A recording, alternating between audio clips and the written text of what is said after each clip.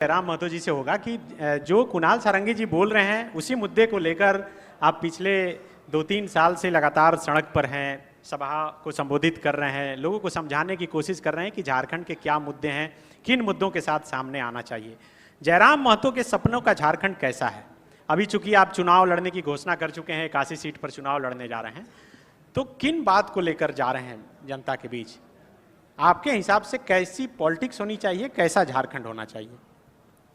सबसे पहले the follow up का बहुत बहुत धन्यवाद, आभार कि आज के इस कार्यक्रम में हमें जगह मिली है। जहाँ तक मेरे सपनों का झारखंड, तो मैं उन महापुरुषों से भिन्न नहीं हूँ, चाहे वो बिरसा भगवान रहें, तिलका मांझी रहें, विनोद बिहारी महतो रहें या शहीद निर्मल महतो रहें। मैं उनसे भिन्न नहीं हूँ। मैंने उन्हीं की परछाई को, उन्हीं के विचारों को आत्मसात करके राजनीति में कदम रखा है। तो मेरा मानना है कि झारखंड अलग राज्य की लड़ाई जिन मुद्दों के साथ लड़ी गई थी वही मेरे मुद्दे होंगे।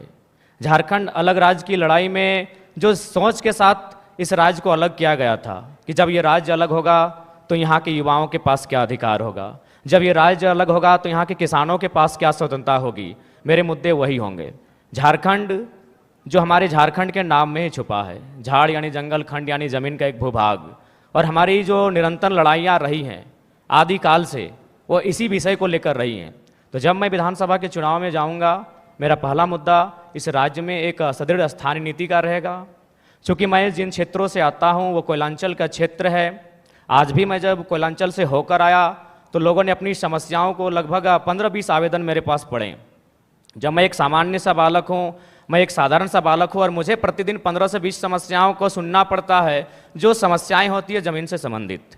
इसलिए मेरा मानना है कि जमीन संबंधित जो कानून जो आज हमारे राज्य में हैं भी, CNT, SPT, लेकिन जो लोग सरकार में बैठे हैं उनके मैनिफेस्टो में शामिल होने के बाद भी प्रभावी रूप से लागू ना हो पाना, प्रभावी रूप से उन विषयों पर चर्चा नहीं कर पाना, उनको संरक्षण ना दे पाना, एक बहुत ही गंभीर विषय है।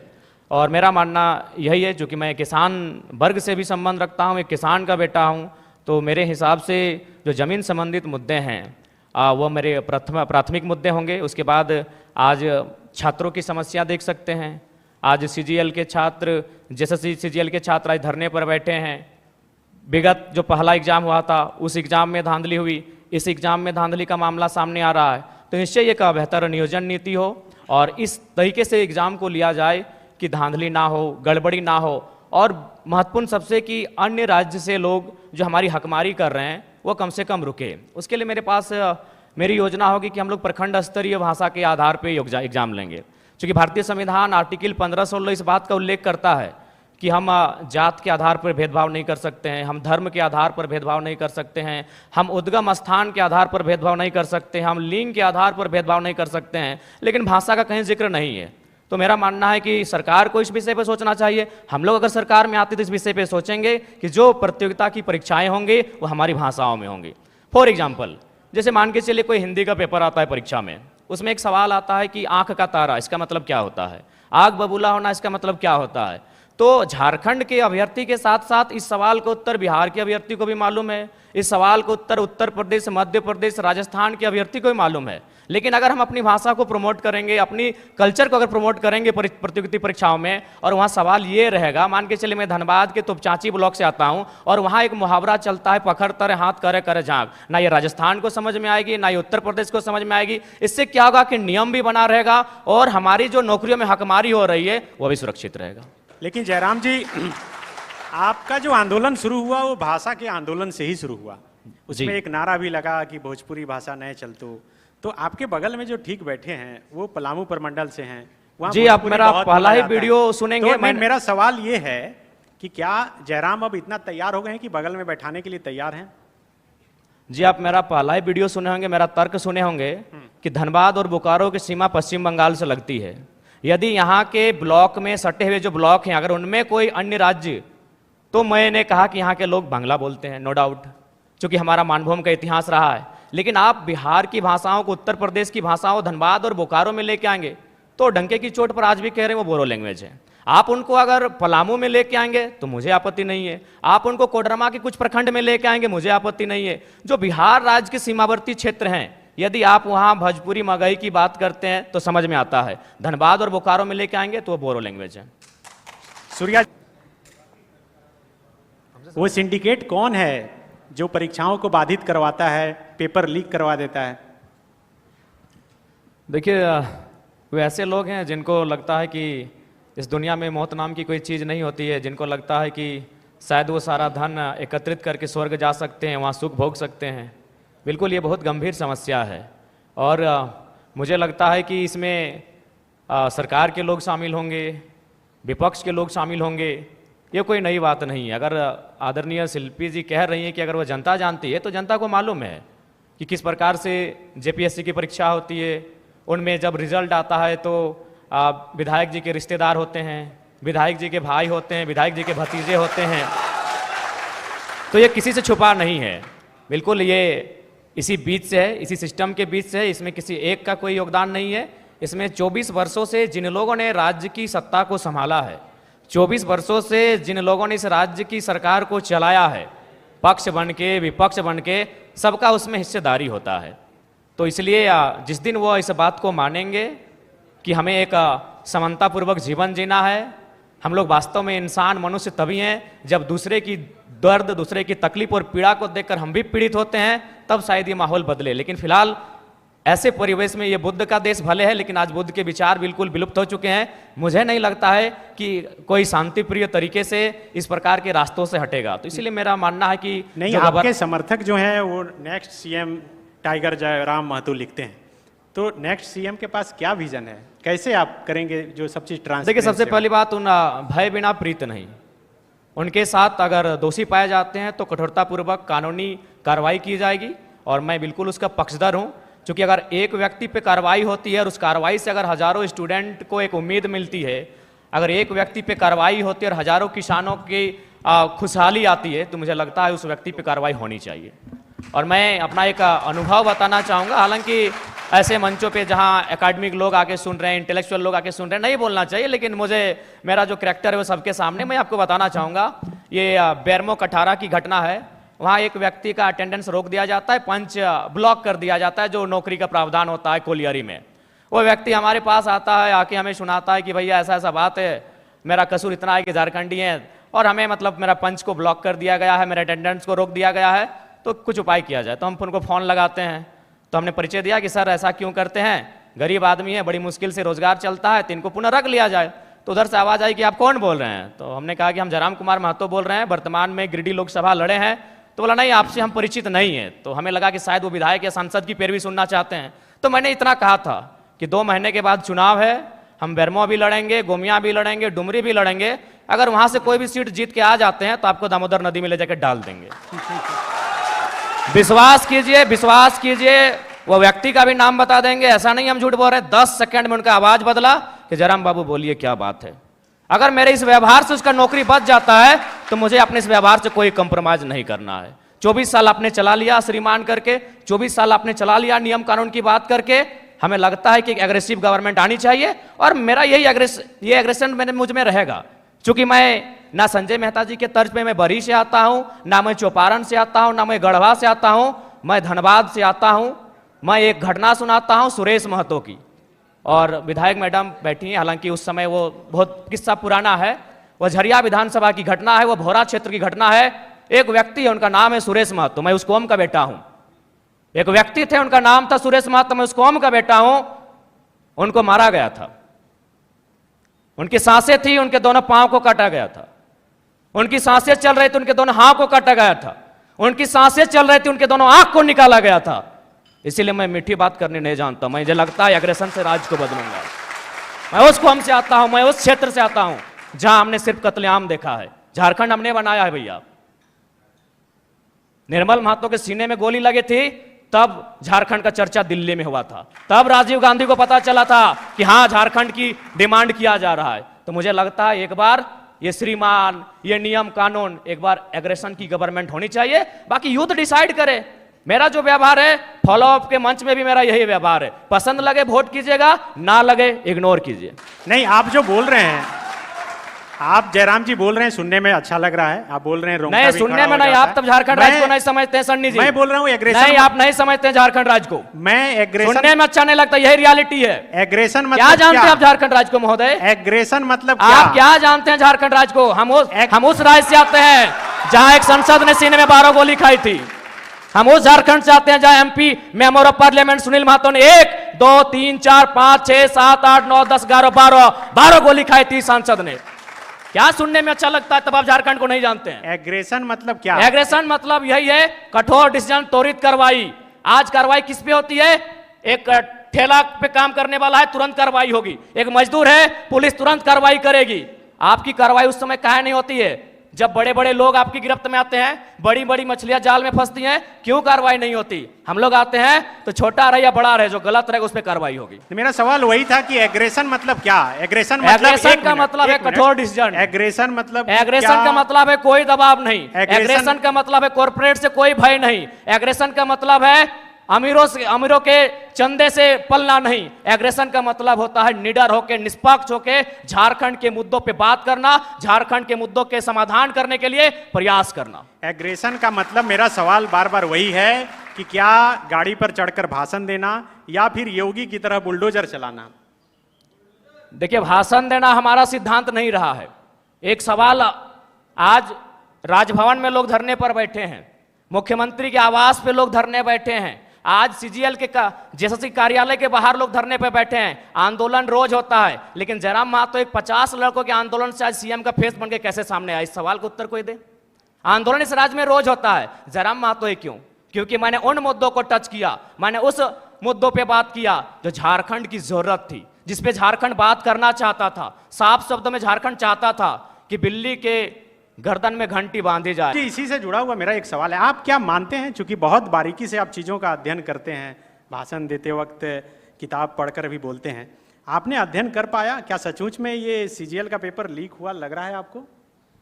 देखिए, जैसा कि छात्रों के द्वारा, विभिन्न संस्थानों के द्वारा जो एविडेंस, साक्ष्य प्रस्तुत किए जा रहे हैं, तो प्रथम दृष्टि से तो यह स्पष्ट हो रहा है कि इस बार भी जो सीजीएल का पेपर है उसमें कहीं ना कहीं गड़बड़ी हुई है, धांधली हुई है।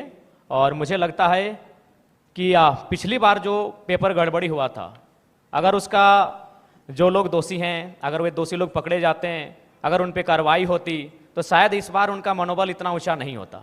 लेकिन चूंकि आपने एसआईटी का गठन किया, आपने समय मांगा, आपको समय मिला, उसके बाद भी ये तय नहीं हो पाया है कि पिछली बार जो पेपर गड़बड़ी हुई थी, जो 28 जनवरी 2024 को जब इसका एग्ज़ाम हुआ था, तो मेरा मानना है कि कहीं ना कहीं आपका कठोर निर्णय ना ले पाना गवर्नमेंट का, आपका क्विक डिसीजन ना ले पाना उन लोगों का मनोबल को बढ़ा रहा है। हमने कोल माफिया सुना था, हमने लैंड माफिया सुना था, अब यहाँ पेपर माफिया जैसे मामले सामने आ रहे हैं, तो इससे आप इनकार नहीं कर सकते हैं, इस पर आप मौन नहीं रह सकते हैं। ये तो आपको तय करना होगा, इस बात को आपको मानना होगा। क्योंकि पिछली बार हमारे ही 15 साथियों पर एफआईआर हुआ था, आज भी उस मुकदमे के कारण हमारे प्रत्याशी रांची के हमारे आदरणीय देवेंद्र जी जेल गए, उसी मुकदमे के कारण गए थे। तो जाहिर सी बात है, वो हाईलाइट तभी हुआ जब हम लोगों ने प्रोटेस्ट किया। उस प्रोटेस्ट के परिणाम स्वरूप उस समय वर्तमान मुख्यमंत्री माननीय चंपई सोरेन जी थे, एसआईटी का गठन हुआ। लेकिन आज परिणाम और निष्कर्ष आपके सामने क्या है?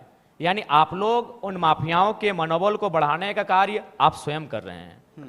तो ये तो आपको तय करना है कि आप छात्रों के साथ हैं या पेपर माफियाओं के साथ है, ये सरकार को आके तय करना है। यदि आप पेपर माफियाओं के खिलाफ हैं, तो पिछली बार जो आपने एसआईटी का गठन किया था, उसका निष्कर्ष क्या है, उसका रिजल्ट क्या है, दोषी कौन लोग हैं, वो कटघरे के पीछे कब होंगे, ये राज्य की जनता जानना चाहती है। सीजीएल जेएसएससी के तमाम 6 लाख अभ्यर्थी जानना चाहते हैं। मेरा सवाल जयराम जी से है कि अक्सर वो अपनी जनसभा में मारने काटने की बात करते हैं, क्यों? आखिर ऐसा क्यों?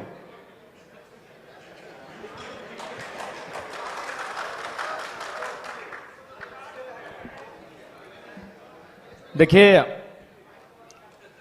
हम भी एक पढ़ा लिखा छात्र हैं और वर्तमान में पीएचडी का स्कॉलर हैं। विनोद बिहारी महतो विश्वविद्यालय धनबाद से इंग्लिश लिटरेचर में पीएचडी कर रहे हैं। और बिल्कुल आज से 2 साल पहले मेरा ना ये कैरेक्टर था, ना मेरा यह व्यवहार था, ना मेरा ये स्वरूप था। लेकिन यदि आप पा रहे हैं कि मेरे अंदर आक्रामकता आई है, यदि आप पा रहे हैं कि मेरे अंदर कुछ हिंसक विचारधारा आई है, ठीक है, मैं स्वीकार करता हूं, खुले मंच पे स्वीकार करता हूं। लेकिन एक बात बताइए, यहां जितने भी प्रबुद्ध लोग बैठे हैं, जब मैंने, ठीक है, मैंने कुछ ऐसी बातों को कहा जिनमें हिंसा प्रतीत हो रही है, लेकिन उस बात को समर्थन करने वाले 99% होते हैं। जैसे हाल ही फिलहाल आपको मेरा बागमारा का वो वीडियो क्लिप पूरे देश में वायरल हो रहा है, जिसमें मैं एक बोतल को टेबल में पटक रहा हूं। उस वीडियो को जो अपने आप को सो कॉल्ड पढ़े लिखे मानते हैं, उन्होंने कहा कि नहीं ये गलत है, लेकिन 99% लोगों ने कहा कि नहीं ये सही है, ये लड़का ठीक कर रहा है। अब सवाल ये है कि ठीक है, मेरी बातों में हिंसा है, लेकिन हिंसा की विचारधारा को 99% लोग पसंद क्यों कर रहे हैं, ये इस राज्य का सबसे बड़ा कारण है। यानी इसका कारण ये है कि आज एक आम व्यक्ति लोकतांत्रिक भारत में, अलग झारखंड राज्य में, स्वतंत्र भारत में इतना दबाया जा रहा है, इतना सताया जा रहा है, इतना उसका दमन, इतना दोहन किया जा रहा है, उसके साथ इतना अत्याचार किया जा रहा है कि मेरे इन विचारों को पसंद कर रहा है, लाइक कर रहा है। उदाहरण के लिए जो बाघमारा को लेकर आप चर्चा कर रहे हैं, जिस वीडियो की, जिस मेरे वीडियो को आज पूरे देश में लगभग 50 लाख से ज्यादा लोगों ने देखा, मैं आपको थोड़ा बता ही देता हूं। वहां बीसीसीएल की एक योजना है, बीसीसीएल खनन का कार्य करती है। ये आपको भी मालूम है कि अब सारी कंपनियां टेंडर देती है। वहां टेंडर दिया है संजय उद्योग को और खेमका कंपनी को। वहां जो मजदूर हैं 2018 से काम कर रहे हैं, यानी 6 साल है, 6 साल से उनका वेतन वही का वही है। और सबसे ताजुब और हैरत की बात है कि उनका एचपीसी वेतन 32,000 होता है।